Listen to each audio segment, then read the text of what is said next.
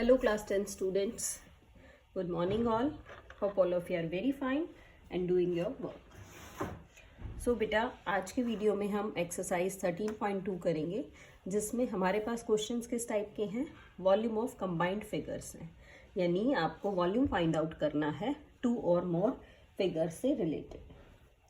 So starting from question number 1. बेटा question number 1 में आपको कहा गया है a solid is in the shape of a cone standing on a hemisphere. एक कोन है जो हेमीस्फेयर के ऊपर स्टैंड कर रहा है. कुछ इस टाइप से आप इसकी फिगर बना सकते हैं. This is the hemisphere and it is the cone is standing on this hemisphere. फिर आगे कहा गया with both their radii equal to 1 centimetre. दोनों की ही जो रेडियाई है वो 1 सेंटीमीटर है, यानी कि कोन की भी और इस हेमिस्फेयर की भी.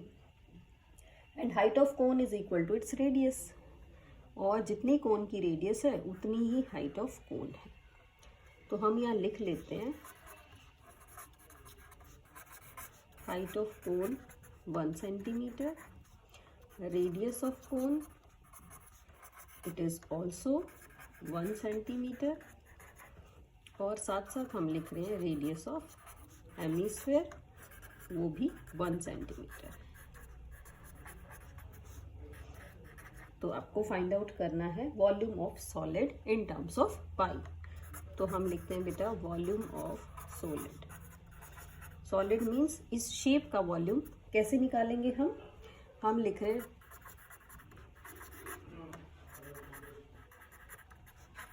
Volume of hemisphere plus volume of cone. Volume of hemisphere का फॉर्मूला है बेटा 2/3 pi r cube plus volume of cone is 1/3 pi r square h. यहाँ हम वैल्यूज पुट कर देते हैं. 2/3 पाई 1 क्यूब प्लस 1/3 पाई 1 स्क्वायर इंटू 1. ये हमारे पास आएगा 2/3 पाई प्लस 1/3 पाई. आप इसको ऐड करेंगे तो आपके पास पाई सेंटीमीटर क्यूब आ जाएगा. यानी जो पूरे सॉलिड का वॉल्यूम है, जो टोटल वॉल्यूम है वो रहेगा पाई सेंटीमीटर क्यूब. इस तरह से बेटा हम इस क्वेश्चन को कर सकते हैं. एक बार हम बात करते हैं क्वेश्चन नंबर 4 की. एक पेन स्टैंड है जिसमें I am talking about question number 4. Question 4 में कहा गया pen stand is made of wood. एक पेन स्टैंड है वुड की शेप का बना हुआ है बेटा इस तरह से, और उस पेन स्टैंड के अंदर 4 कोनिकल पार्ट हैं. यानी इन 4 कोनिकल पार्ट से वुड आपकी निकाल रखी है. यानी ये जो पार्ट शेडेड है यहाँ पे वुड नहीं है. यू कैन से लाइक दिस कि ये वुडन ब्लॉक है और इसमें वुड नहीं है. तो आपको क्या कह रहा है बेटा क्वेश्चन में, हमें ये बताना है volume of would in the entire stand. इस स्टैंड में कितनी वुड होगी. तो देखिए एक बारी इसकी सभी डायमेंशंस लिख लेते हैं हम. यानी सबसे पहले मैंने लिखा dimensions of cuboid. Dimensions of cuboid are. Cuboid जो है उसकी डायमेंशंस क्या है 15 centimetre, 10 centimetre and 3.5 centimetre. These 3 are the dimensions of the cuboid. अब देखते हैं आगे आपको कहा गया है कि रेडियस ऑफ कोनिकल डिप्रेशन. जो कोनिकल डिप्रेशन है उसकी रेडियस है 0.5 सेंटीमीटर, और उसी की जो डेप्थ है यानी कि हाइट है हमारे पास 1.4 सेंटीमीटर. तो हमें फाइंड आउट करना है volume of would. Volume of would कैसे निकालेंगे, वॉल्यूम ऑफ क्यूबॉइड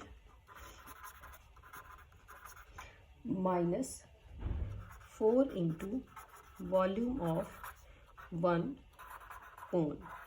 ये जो एक कोनिकल शेप है इसके वॉल्यूम को सब्ट्रैक्ट कर देंगे, यानी volume of cuboid L into b into h minus 4 into 1/3 pi r square h. देखिए बेटा, वैल्यूज पुट कर लेते हैं इसके अंदर, यानी 15 इंटू 10 और ये हमारा 3.5 है, इसको 35 लिखेंगे, 10 से डिवाइड कर देंगे, डेसिमल हटा दिया है, माइनस 4 इंटू 1/3, साथ में पाई की वैल्यू पुट कर लेते हैं 22/7, आर है आपका 5, यानी 5/10 इंटू 5/10 मल्टीप्लाइड बाय 1.4 को लिख लिया 14/10। इस तरह से हमने इसको कर लिया है। तो इसको कट किया बेटा, 5 2 ज़ा 2 पे कट हो गया, ये दोनों ही 2 हमारे 4 से कट हो गए। 7 को भी कट कर लिया, 7 2 ज़ा, बस 3 अब हमारा कट नहीं हो रहा, हम इसको लीव कर देते हैं, यहाँ ये कट हो जाएगा। मल्टीप्लाई करने के बाद ये आएगा 5 2 5 माइनस, इसको सिंप्लीफाई करेंगे तो ये आ रहा है 1.47। You can subtract this and get the value, यानी 523.53 सेंटीमीटर क्यूब। ये आपके पास क्या आ जाएगा, ये हमारे पास वॉल्यूम ऑफ वुड आ जाएगा इन दिस कोनिकल डिप्रेशन, यानी वुड की वॉल्यूम आ जाएगी जो कि हमारे पास इस कोनिकल डिप्रेशन में, ये निकालने के बाद क्या वुड हमारे पास बच गई है वो निकल आएगा।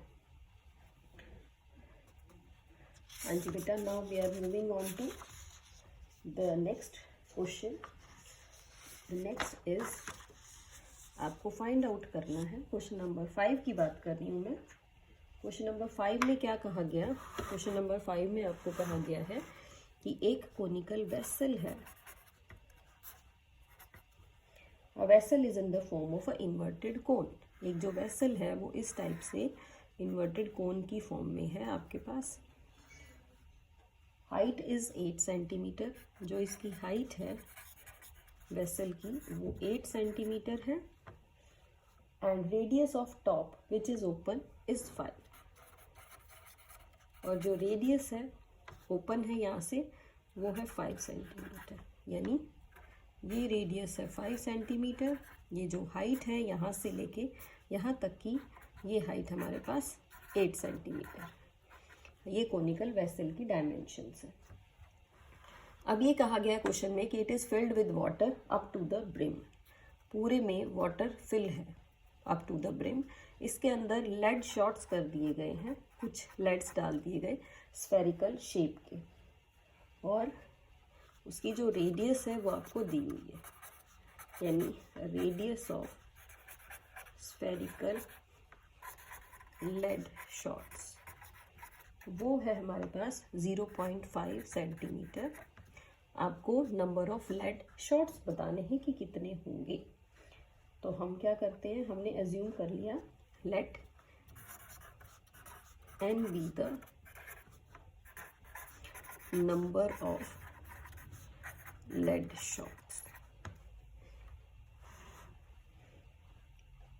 n हमारी नंबर ऑफ लेड शॉट्स हो गए हैं, और ये लेड शॉट डालने से इसका जो वॉल्यूम है उसका 1/4 वाटर फ्लोज हो जाएगा, यानी 1/4 of the water flows out. ये कहा गया है कि ये वाटर जो है वो फ्लो हो रहा है। So according to our question क्या होगा कि volume of n lead shots, जितना इसका वॉल्यूम होगा उतना ही पानी बाहर निकलेगा, और पानी बाहर निकल रहा है 1/4 of volume of water in conical vessel.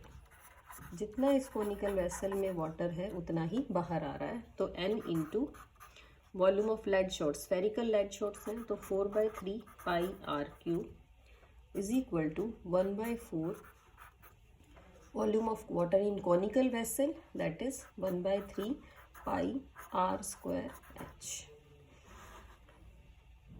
Values put कर लेते हैं, n into 4/3 pi r cube means radius है ये, तो 5/10 5/10 multiplied by 5/10 which is equal to 1/4 into 1/3 r square, क्योंकि 5 into 5 and height is 8। चलिए कैलकुलेट करते हैं बेटा। ये दोनों 5 आपके कट हो गए हैं। 3 से हम 3 कट कर देते हैं, इसको कट करते हैं 4 2 और इसको भी कट कर देते हैं 4 2 2 को भी कट कर लेते हैं 2 पाई, और पाई को भी हम कट कर सकते हैं, और इस 2 से ये 2 भी कट हो जाएगा। तो हमारे पास जो आ रहा है वो आ रहा है n into 1/100 which is equal to 1, और you can say n is equal to 100। n 100 का मतलब है बेटा नंबर ऑफ लेड शॉट्स। जो नंबर ऑफ लेड शॉट्स होंगे वो 100 होंगे, यानी 100 लेड्स हम उसके अंदर डाल सकते हैं। 100 लेड्स डालने से क्या होगा, उसका जो वॉल्यूम ऑफ वाटर है वो 1/4 क्या हो जाएगा, वो उसमें से निकल जाएगा, 1/4 of the water. So these are some important questions of this exercise beta. The remaining you can do yourself. That's all for today. Thank you so much. Have a good day.